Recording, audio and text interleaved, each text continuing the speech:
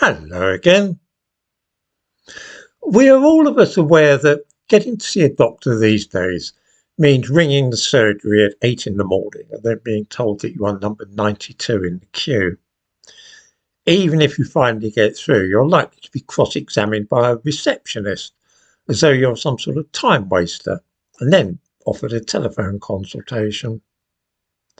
How different, how very different from the days when one simply walked down to the surgery without an appointment and saw the doctor after a short spell in the waiting room. What has happened to destroy this happy state of affairs, which sounds almost like a fantasy to most young people? Two things have happened. The first is, of course, immigration. I've covered this subject before many times. I don't propose to go into it again here. There is another reason, though, for the decline in accessibility of GPs. And this relates to the fact that in 2022 there were 44,646 female doctors on the GP register, but only 35,690 doctors who were men. In other words, most GPs today in Britain are women. Does that mean they are inferior to the male doctors? Of course not. Are they less intelligent? No. Less capable of diagnosing what's wrong with you? I wouldn't have thought so.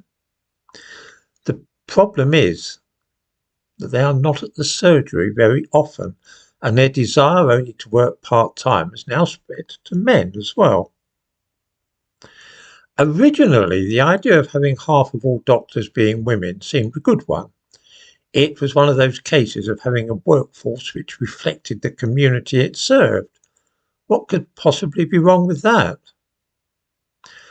The problem was that whereas in the old days male doctors would work full-time and carry on working right through to retirement age, even going out to make home visits and night calls and so on, women want to spend more time with their children. That's one of the differences, you see, between men and women. Maybe it shouldn't be a difference, but in the real world it is. So it was that female doctors wanted to have time off during the school holidays to be with their kids. They wanted days off to attend a school sports day as well, and also to nurse their children if they were ill. They wanted to be at home in time to pick the kids up from school in the afternoon too. In short, they wanted to work part-time. This meant that half the doctors qualifying from medical schools in Britain no longer wanted to turn up and work full-time and carry on working that way until they were 60 or 65.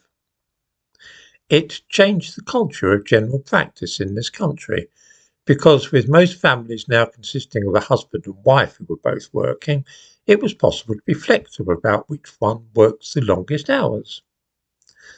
The habit spread to male doctors as well, until now we have a situation in this country where only a quarter of GPs work full-time.